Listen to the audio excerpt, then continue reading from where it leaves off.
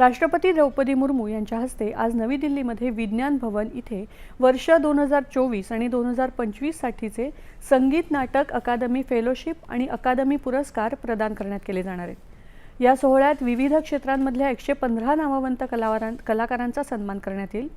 पुरस्कार विजेत्यांमध्ये गायक अरुण कशाळकर, आनंद भाटे, अभिनेते अरुण नलावडे, पारंपरिक रंगभूमी क्षेत्रासाठी मुकुंद मराठे, लोकनृत्य क्षेत्रासाठी सुभाष नारायण नकाशे, नृत्य क्षेत्रासाठी शुभदा वराडकर, शहनाई वादक शैलेश भागवत, दिग्दर्शनासाठी प्रमोद पवार, ज्येष्ठ संगीतकार अशोक पत्की, नृत्यांगना मनीषा साठे आदींचा समावेश आहे।